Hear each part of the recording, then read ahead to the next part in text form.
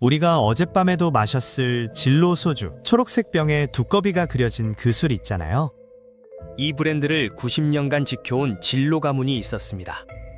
재계 19위, 연매출 3조 5천억 원을 자랑하던 거대 기업이었어요. 그런데 이 가문의 마지막 총수는 중국 베이징의 허름한 자택에서 심장마비로 홀로 숨졌습니다. 장례식장은 믿기 힘들 정도로 썰렁했어요. 재계를 호령하던 회장의 마지막 치고는 너무나 초라한 풍경이었거든요. 10년간 해외를 떠돌다 주검으로 돌아온 겁니다. 도대체 무슨 일이 있었던 걸까요? 국민 소주의 황제가 어쩌다 이렇게 비참한 최후를 맞았을까요? 그리고 그 뒤에서 웃었던 월가의 사냥꾼들이 누구였는지 90년 진로의 역사를 낱낱이 파헤쳐 보겠습니다.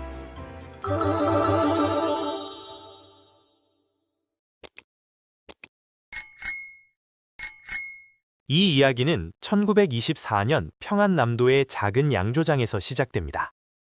창업주 장학엽이 진천 양조상회라는 간판을 걸었을 때 마스코트는 두꺼비가 아니라 원숭이였어요. 평안도에서는 원숭이가 복을 상징했거든요. 그런데 6.25 전쟁 이후 장학엽이 월남에서 서울 신길동에 서광조조를 세우면서 큰 변화가 생깁니다. 남쪽 사람들에게 원숭이는 교활한 이미지였기 때문에 좀 더 복스럽고 친근한 두꺼비로 마스코트를 바꾼 거예요. 이게 바로 전설적인 두꺼비 진로의 탄생입니다. 처음부터 진로가 1위였던 건 아니에요. 당시 소주 시장은 사막 소주의 천하였습니다. 그런데 1965년에 반전이 일어났어요. 정부가 양곡관리법을 개정하면서 쌀로 만드는 증류식 소주를 금지했거든요. 진로가 발빠르게 희석식 소주로 전환했고 1966년 드디어 사막을 제치고 왕좌에 올랐습니다. 이후 1970년대에는 현금 경품이나 왕관 1년 번호 이벤트 같은 파격적인 마케팅으로 국민 소주의 자리를 확고하게 굳혔어요. 1975년 창업주 장학엽이 일선에서 물러났는데 문제는 아들 장진호가 당시 23살로 너무 어렸다는 거예요. 결국 조카인 장진익에게 회사를 맡겼습니다. 그런데 1984년 창업주의 병세가 깊어지자 장진호가 움직이기 시작했어요. 경영권을 넘겨달라고 요구했지만 거절당했고 그는 비밀리에 주식을 매입하고 우호 세력을 끌어모아 1985년 10월 주주총회에서 경영권을 탈취해버립니다. 33살 청년이 벌인 사실상의 쿠데타였어요. 1988년의 나이로 36세의 나이로 회장이 된 장진호는 취임 한 달 만에 충격적인 선언을 합니다. 탈주류, 소주에서 벗어나겠다는 거였어요. 그는 무서운 속도로 사업을 확장했습니다. 진로 종합유통, 광고기획사, 백화점, 건설, 제약, 유선방수, 터미널까지 안 건드리는 분야가 없었어요. 1987년 9개였던 계열사가 1996년에는 24개로 늘어났고 매출은 4,100억 원에서 3조 5천억 원으로 폭증하면서 재계순위 19위까지 치솟았습니다. 겉으로 보기에는 승승장구였어요. 그런데 치명적인 문제가 있었습니다. 그룹의 뿌리인 소주 비중을 50%에서 30%로 낮추면서 소주를 그저 다른 사업에 돈을 대주는 현금 창출원으로만 취급했다는 거예요. 캐시카우라고 하죠. 뿌리를 홀대하면서 가지만 무성하게 키운 나무가 어떻게 되는지 결과는 처참했습니다.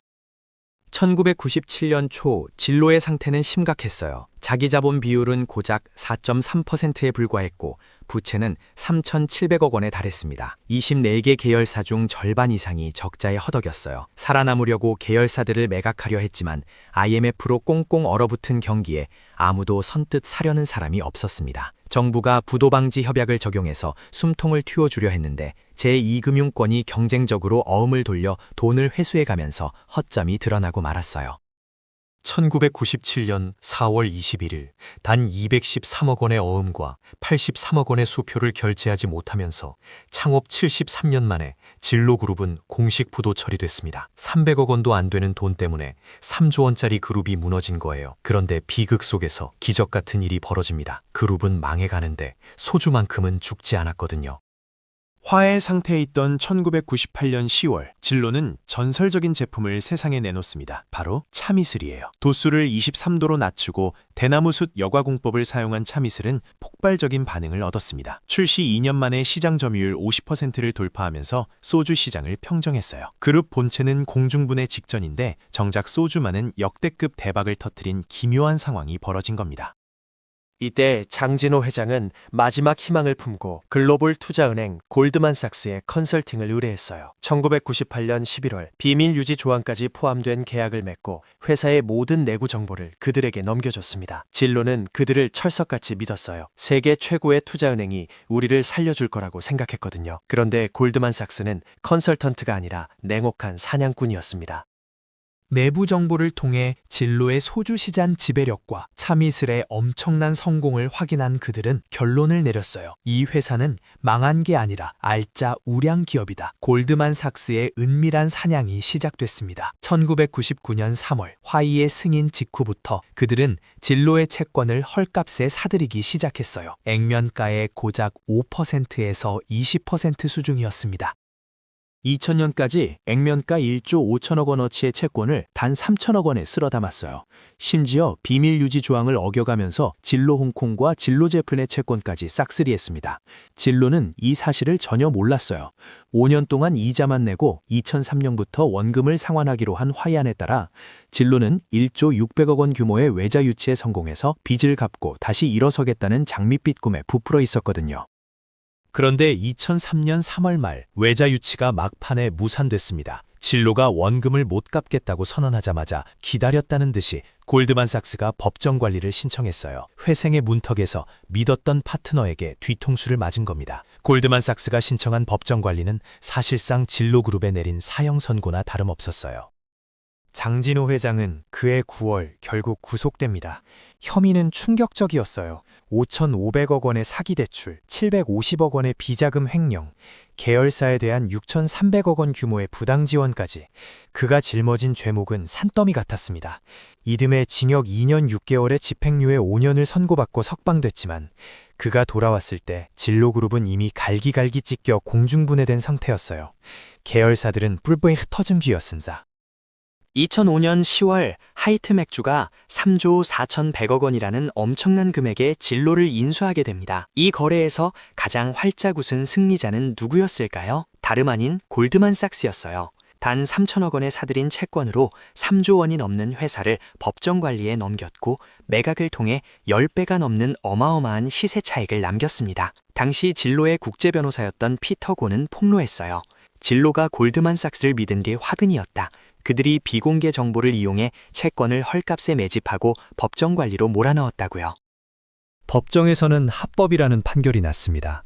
하지만 컨설팅을 맡았던 파트너가 뒤에서 칼을 꽂은 행위는 도덕적으로 큰 비난을 피할 수 없었어요. 적어도 신의 성실의 원칙에는 명백히 어긋나는 일이었으니까요. 제국을 잃은 총수 장진호는 2005년 집행유예 기간 중 캄보디아로 도피합니다. 캄보디아 국적을 취득하고 찬삼락이라는 현지 이름으로 개명했어요. AB은행을 세우고 부동산 사업을 벌이면서 재기를 꿈꿨습니다. 하지만 2010년 탈세 문제로 다시 중국 베이징으로 쫓겨났고 그곳에서 벌인 사업들마저 줄줄이 실패로 끝났어요. 2013년에는 차명으로 맡겨뒀던 4천억 원대 재산을 돌려받으려고 소송까지 벌였지만 결국 빈손으로 돌아와야 했습니다. 도피 생활 10년, 그는 지인에게 힘들고 괴롭다는 말을 남겼어요. 그리고 이튿날인 2015년 4월 3일 심장마비로 쓸쓸히 생을 마감했습니다. 오늘날 소주 브랜드 진로는 하이트 진로로 살아남아 여전히 시장 1위를 지키고 있어요. 2019년 출시된 진로 이즈백의 성공으로 두꺼비 티리트도 화려하게 돌아왔습니다. 하지만 장씨 가문의 진로그룹은 더 이상 존재하지 않아요. 이 비극적인 몰락이 우리에게 던지는 교훈은 명확합니다. 소주라는 뿌리를 그저 다른 사업을 위한 현금 창출원으로만 본 대가는 참혹했어요. 본업을 홀대하면 결국 모든 것을 잃게 된다는 걸 보여준 거죠. 9년 만에 계열사를 9개에서 24개로 늘린 무리한 확장도 문제였습니다. 관리 불가능한 속도로 몸집만 키우다가 결국 화를 불렀어요. 총수의 결정을 견제하고 균형을 맞출 시스템이 전혀 없었던 독단적 경영도 한몫했습니다. 그리고 무엇보다 외국계 자본의 냉혹한 생리를 간과했어요. 골드만삭스 사례처럼 자본시장에서 신뢰와 도덕은 사치일 수 있다는 걸 잊어서는 안 됩니다. 부실하게 설계된 정부의 부도 방지 협약이 오히려 부도를 촉진하는 결과를 낳은 것도 뼈아픈 교훈이에요. 우리가 오늘 마시는 참이슬 한 병에는 찬란한 신화와 뼈아픈 몰락의 90년 역사가 고스란히 담겨 있습니다. 뿌리인 소주를 버리고 탐욕을 쫓았던 순간 제국은 무너졌어요. 그리고 그 폐허 위에서 월가의 사냥꾼들만 배불리 웃었습니다. 지금 우리가 들고 있는 이 초록색 병이 단순한 술이 아니라 한 가문의 흥망성쇠를 담은 역사책이라는 걸 기억해 주세요.